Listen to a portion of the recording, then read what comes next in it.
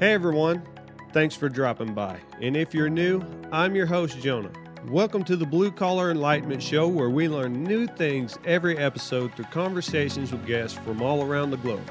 Make sure to hit that subscribe button so you can keep up with the journey. Enjoy the episode. Hey, Bracha, welcome to the podcast. I hope I didn't butcher your name, and I appreciate you coming on and talking to me. Thank you so much. You can call me that if you want. Yeah, but Bracha is. Bracha. Yeah, that's good. Great. Right, Yeah, I'm sorry about that. no problem. And we brought you on to talk about all your books, and you have such a big count of them, 41 children's books. And we're going to talk a little bit about that today, but I'd like to start with just asking you a little bit about yourself. Yeah. So I'm the author of 41 books that I say these books help children's souls to shine. They're not just any children's books. That's what they all have in common. And then plus a memoir about my journey in life, my spiritual journey, how I ended up overcoming food addictions, and how my life just went in a completely different direction on a really spiritual path. Yeah, that's my story. And what got you into writing to begin with? Oh my gosh. Like when I think I was in third grade and I wrote this poem and they read it to like the whole assembly, it was about when you read a book, you can go anywhere. You can go back in time. You can go into the future. You can go any place in the universe just by reading a book. So, back in those days, that was it. That was like the way to go. And I think it was like foreshadowing of what was going to happen. I didn't know. Those are still my favorite books, picture books. I'm really not into reading big books. I love simple picture books that pack a lot of wisdom into a little book. And what really made you want to get into children's books? Yeah, well, a lot of me has stayed a child. I mean, like, I have this sense of wonder, a sense of curiosity about the world. I think you do too. You're a very curious person, loving to learn about stuff. So that to me, it's a childlike quality that I never want to lose. And so it's not hard for me to write as if I was a child in these books. I get into that headspace really easily.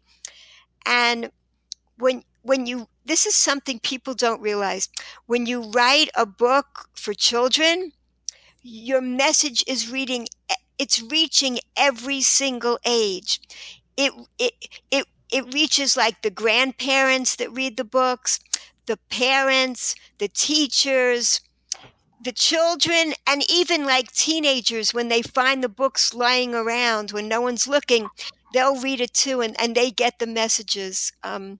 So I just found out that if you want to reach everybody, that's the way to do it. Yeah. And what what is the process that you go through to sit down and make sure that the wording you use makes sense to children? Good question. Well, I also forgot to say that I try to write the books that I wished I had as a child, because I spent many years searching. And I try in my books to give the skills of how to live a happy life really early on in life, so they don't have to play catch up the rest of their lives like I had to and most adults do. If you gain the skills of how to have a joyful life early on, that's it. You get it. So you don't have to flounder unnecessarily. And so what's the process? It's very natural for me because I see, I say I identify as a 6-year-old boy, you know? I get into that headspace, and most of my main characters, it's the 6-year-old boy, and that's where I am. So it just comes out naturally that way. And I write in a very simple way. I don't like big words. And I write in a joyful way. I take like I have some books about abuse, the prevention of abuse for children. Those are actually my most popular books of all, which is amazing to me that children love these books. Why? I mean, I wrote them to help children because if a child is abused or neglected, like their soul can't shine fully. So to prevent that, that's part of helping children's souls to shine. Um, so when the children love the guidelines, it gives them a certain structure that they can actually trust the world more once they've read my books about the prevention of abuse, because they know what to expect and what to be wary of. So, I mean, that's an example of, and again, in those books, it's this 6-year-old boy explaining what he's learned and sharing it with other children. That's just one example. I have books also about swimming safely because toddlers are the most in danger. That book is actually this book, Let's Swim Safely. It's actually a board book because like children could rip books. This is meant for toddlers, so it's like cardboard. And the children kind of memorize the book. It's like basic guidelines. So they know because, and of course the parents are reading it too, like they know not to be more than an arm's length away from an adult in a pool because it's that dangerous for them. Like really basic stuff that people don't realize. And also that drowning is silent. You're not going to hear a person screaming for help. And most people don't realize these things. I try to teach stuff that is so important, but it's not always widely known. And then I have books about like eating healthy and exercise, how important this is. Children want to know why. So like that's let's stay healthy. I wrote this during the pandemic because people were reaching out to me like my children are like not eating healthy, they're not exercising, they're not going to sleep, like why? So I explained to children why it's important, because it's not just do this, do that.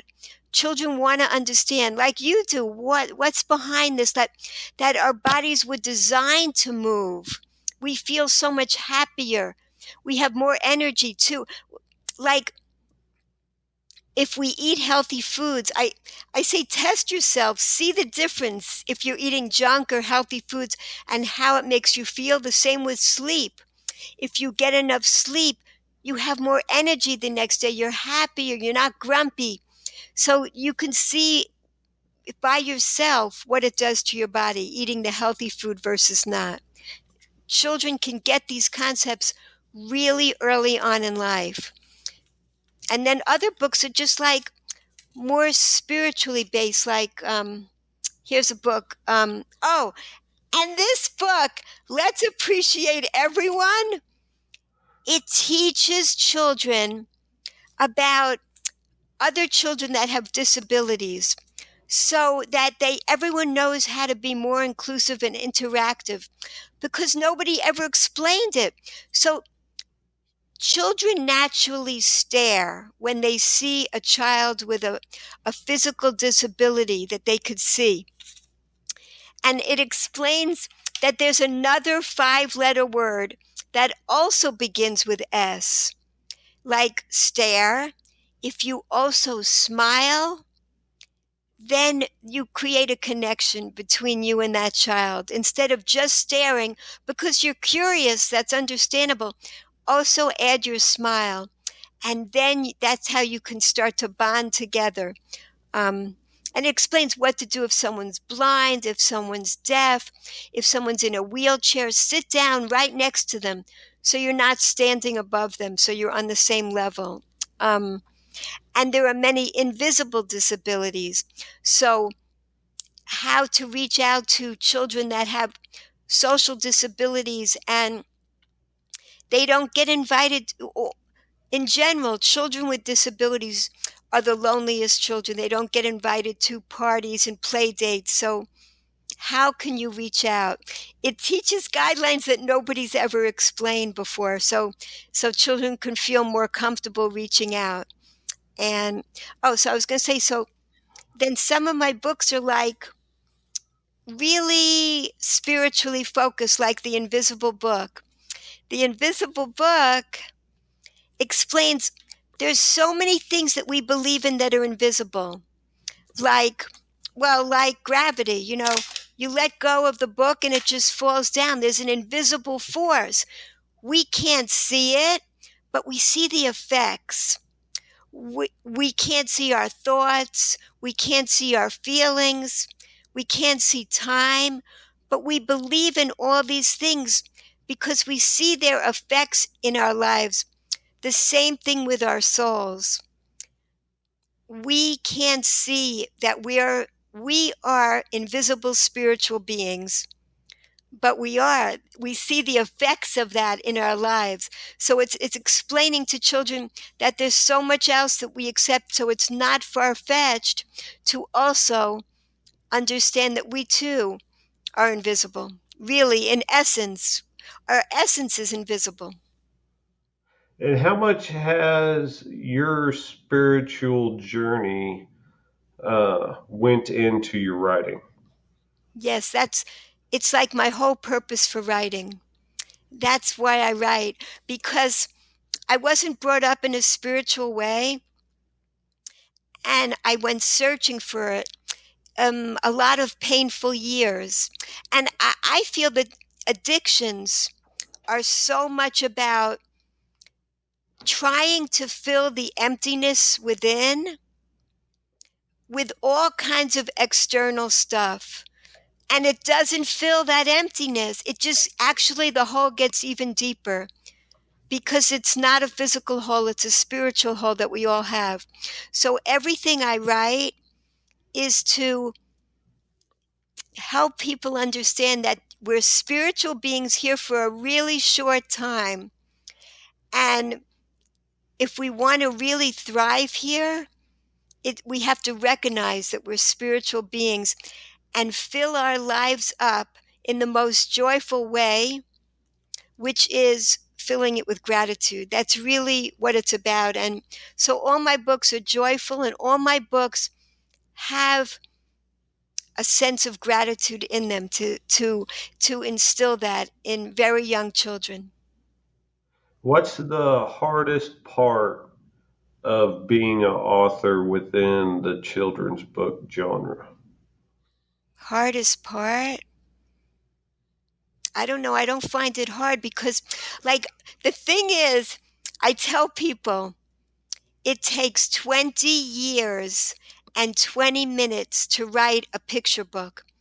People walk around with ideas for children's books in their head for like 20 years, and they don't sit down. Just sit down 20 minutes and you've got the first draft of the book that's been in your head for 20 years. So I encourage everybody to just go for it.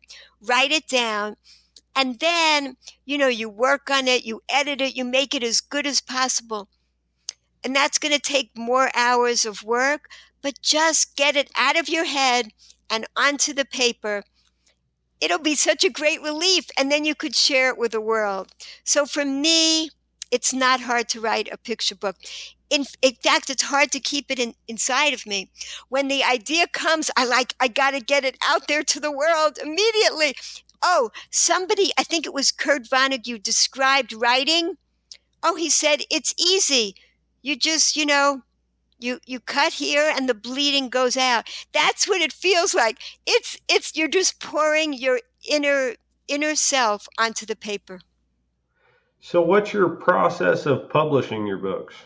Oh, well, for years, oh my gosh, the first book, I was sitting outside, I had little children, and I just scribbled something in a notebook. I cut the pages out, I put it in an envelope, and I mailed it to America. I was living in Israel. And 6 weeks later, I got back an answer that my book was accepted. I never typed it up. It was handwritten on this loose leaf paper. So, like, it was amazing. And I said to myself, oh, wow, this is how you write a children's book. This is amazing. So that's when it started. And then I realized I could do it. So ever since then, of course, I've been typing them up now. And now, I just email them right to publishers. But with my 40th children's book, my children said to me, stop sending your books to the publishers. We want to become publishers, your publishers. So my last two children's books have been published by my children, and I'm no longer sending them to traditional publishers. They started their own publishing company because really, in general, authors really hardly make any money, and that's not of interest to me. So I'm not like that. I don't care. I'm just into getting my message out in the world. I mean, I had a day job until now, so I didn't care about making money from that. But like my children, this now is a business for them. They are actually the publishers because the publishers really make money on the books. Yeah. That's amazing. It must be a great feeling to have your books going through your children's publishing company. Yeah, it's awesome. We are having such a blast because we're all being creative together. Like, let's do this, let's do that. Like, we get so excited. They love helping to spread my messages even further in the world. They're totally into it and they just love it. So it's been very exciting. Yeah. So, how do you come up with all the pictures and the right colors and color schemes and the right image to put out? What's your process of doing that? Yeah, I love to draw, but I'm not the illustrator of any of my books so far. I don't feel I'm good enough to do that. So the publishing companies hire the illustrators, and then I work with the illustrators back and forth through email till we get every picture exactly how we want it, which is also such a joy. It's like you're creating this together and you're bouncing off each other's ideas. It's a very creative process. And sometimes I get to recommend the illustrators to the publishers. Sometimes they pick it themselves. I just love that whole process of creating the book. It's totally thrilling till the book is born. So yeah, it's amazing. So, what was your favorite book to go through that process with? Okay, let's see. This is it. She's Here it ready is. for this Yeah, question. yeah, yeah. It's called Hashem's Candy Store. I love this artist. I love what she did with it. I felt like she took it way beyond what I had in mind. Let me pick some of my favorite. Oh my gosh, I just love it. My favorite image here is maybe the cover. Yeah, I like just you could see inside this candy store. I don't know what you could see here, Yeah. but like it's so great. The candy store, you get it, is all the fruit that God made. It's like amazing stuff. You Wait a know, second. Go back to that page real quick. I've seen that page before. I may have one of your books on my daughter's bookshelf, and wow. they love to read, but Wow. they're everywhere. I don't know what they got. I just know that when I have to pick a book out, I can't pick the skinniest one anymore. I can't get by with that. Yes. I have to get the thickest one. So Oh.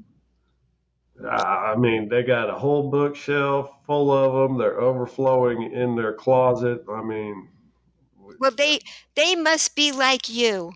They love to learn about the world. they do, and their mother works in a library, so that Oh, that's so beautiful. You both like that. I love it. That's fantastic. That is she beautiful. her not so much. She doesn't care to learn new things too much. She what? She doesn't. The wife doesn't care to learn new things too much. She's kind of happy with where she's at. Very interesting. Very interesting. But she must love books. That is so interesting. She loves working Wow. with the kids. Is the Oh, main beautiful, beautiful, reason because she works in a elementary library, beautiful. and so That's it. she's either substitute teaching or she's working in the library. That's so great. And that's my favorite age level. Well, toddlers too, and then elementary, lower elementary, love it. It's the greatest. Yes. So, yeah. I mean, so these are the candies. These are the best kind of candy. They were designed to be treats, the cherries, the blueberries, all the berries, the strawberries, the grapes. Amazing candy, the best kind of candy for us.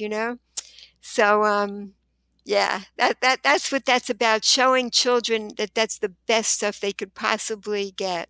And the veggies too, for sure. So Yeah. when you're coming up with new stories to write and sitting down and coming up with the storyline, what is your process with that? Well, that's the thing.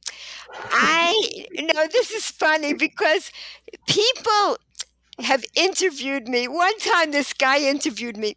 He said, "So how do you how do you develop your characters?" And I say, "I don't." And he says, "Well, how about your plot? How do you develop your plot?" I said, "No, I don't do that either." So he said, "I don't get it. What's in your books?" Oh, I said, "It's their message books. They really don't have that much of a plot and they don't have that much of a character development. They're just like about messages. So I don't know. I mean, some of my books have stories. Like, wait a minute, this one, I Want to Be Famous. This book is about a boy.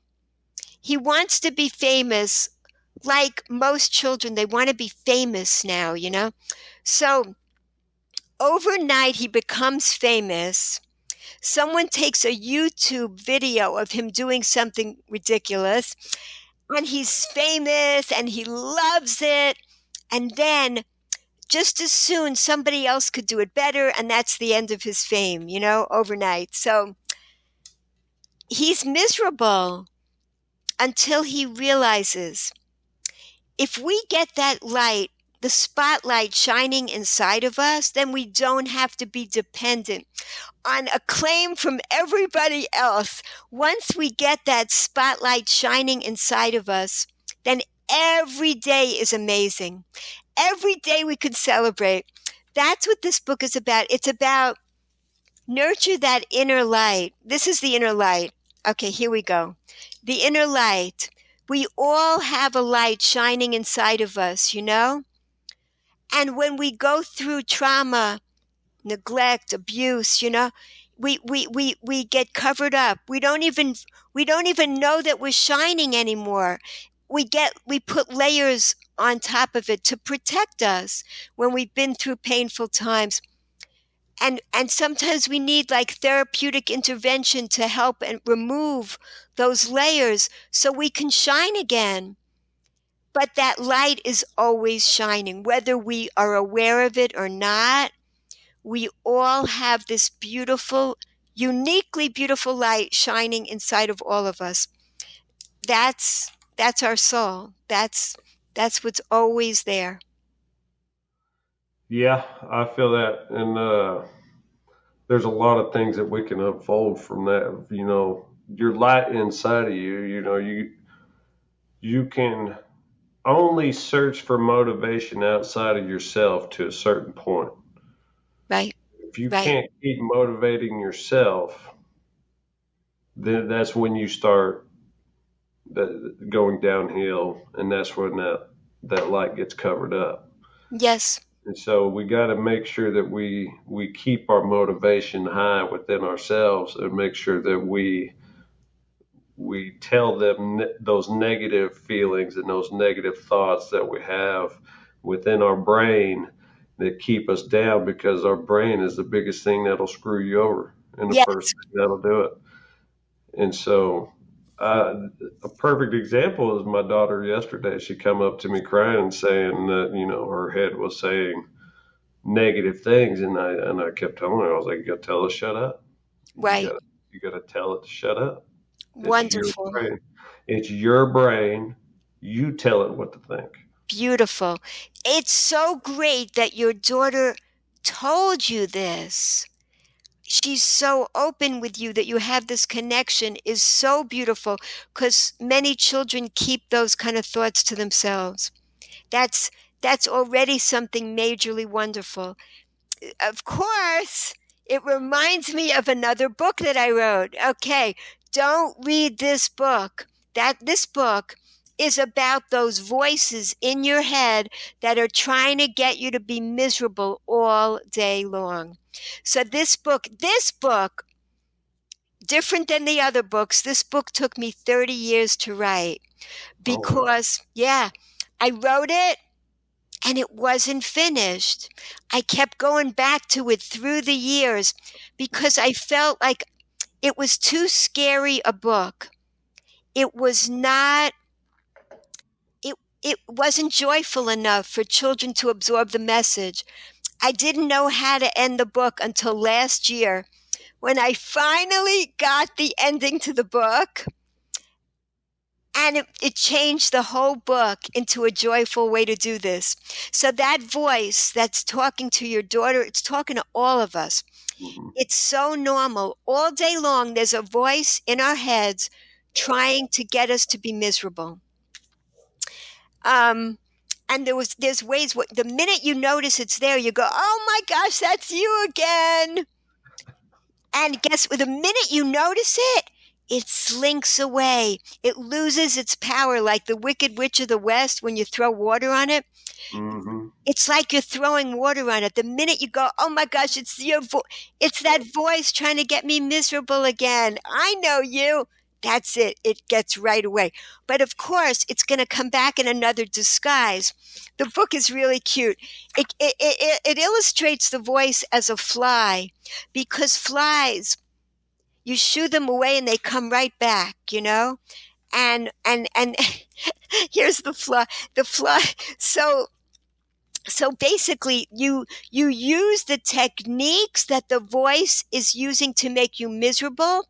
You use them to make yourself happy. It gives an example. There's a girl, she's going shopping with her mother, and her mother's getting all this great stuff, and she's complaining about the one thing she didn't get. That's because the voice tells you to do that. It goes, oh, if you just have that, then you'll be happy. Just Mm-hmm. that will make you happy. So you go, oh my gosh, that's the technique. I'll use the exact same thing against it. I'll be happy with what I have right now. It goes right away. It flies right away. You go, I'm going to be happy with what I have right now. Gratitude makes it go, phew. It's all about that. And here's another one. It'll say, oh, just have one little piece of cake, no big deal. Mm-hmm. And you say, oh my gosh, I know what happens. It tells you to just have one little piece, and then you have another and more and more and more and more. So you go, okay, I'm going to use that same technique. When I'm laying in bed and I don't feel like getting up, I'm just going to stretch my head, stretch one arm. It feels so good to stretch, and you start moving and you realize it feels good to move. This is how you use the same techniques. It says just do a little. Okay, I'm just going to do a little. And that's how you start moving. So the ending of the book, which I didn't figure out till last year, is this. This is so amazing. That voice, it's like barbells. We it really doesn't, it really wants you to succeed. It really doesn't want you to listen to it. It really wants you to read the book. It says, don't read this book because it's written by that voice. But Hmm. really, the really it wants you to read the book. It really wants you to learn how to overcome it, because that voice was put inside of us, all of us, also by the Almighty. In other words, it wants you to develop your gratitude muscles, pushing it off, pushing those barbells. How do we gain muscles? We gain them by lifting those weights.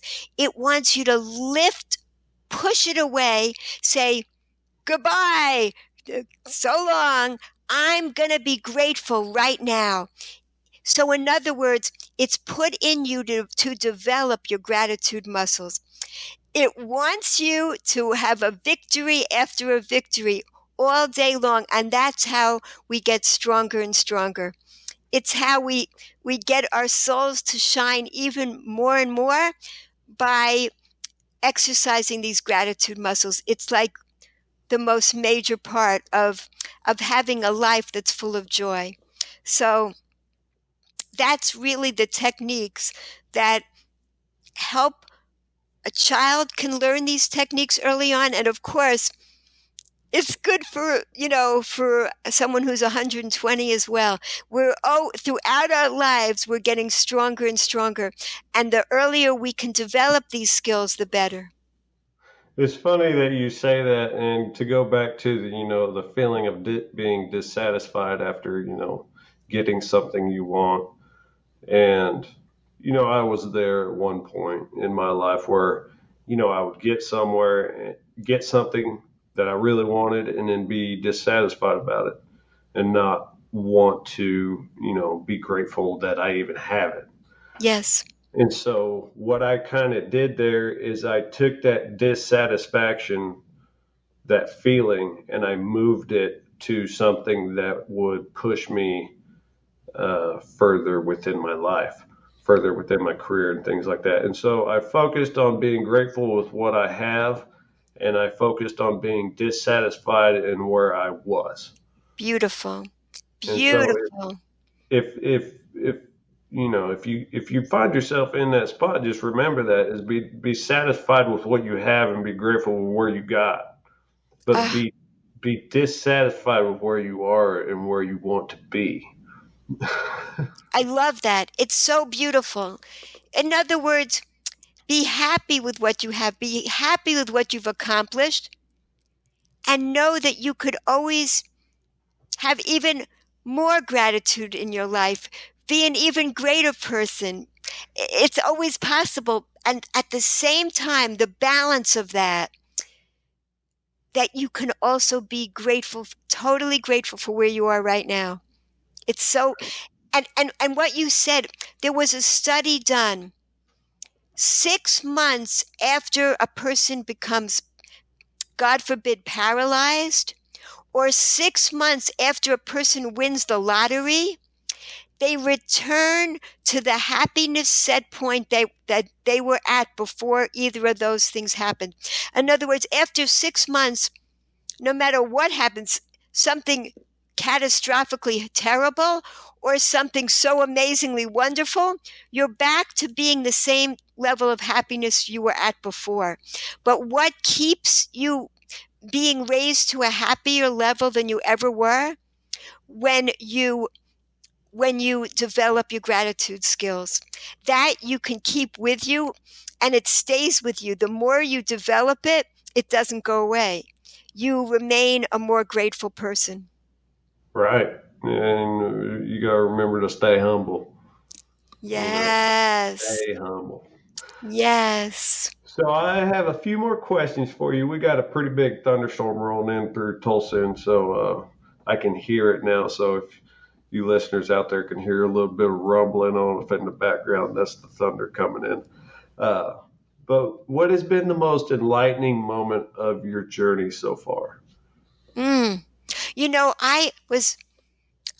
I didn't mention that I went to Harvard. It wasn't my background. My parents didn't want me going to an elite school like that, but I went there. And I got to go to this really elite garden party I was invited to with the children of really famous people, Kennedys, Rockefellers, all these people. And like at the party, I saw that they too were looking beyond for something more. I feel like I got to the top of a mountain where I thought there was something and there was nothing up there. It was an illusion. So I got to learn early on in life that power, wealth, and fame never fill the hole. That's not what fills us up. So then that was a turning point for me. I felt like I got to see that early on in life. And then I went searching for what really fills us up until I learned that it was gratitude that really, really fills us. That's amazing. And I'm just now learning that you went to Harvard and got to go to parties and stuff like this right at the ending of the episode. So we will save that for next time, I suppose. But where can everybody find you, find your books, make sure to, order them and things? Oh, yeah, sure. My children will be so happy if you visit the website, getzbookshop.com, and hopefully you could see how to spell Goetz. It's weird. It's Goetz, getzbookshop.com, or just Google my name, and if you find the website, they'll be really happy. Oh, and you can download the pleasure letter, which I didn't even tell you about yet, but hopefully another time. The pleasure ladder it shows you so many ways to enjoy pleasure in life.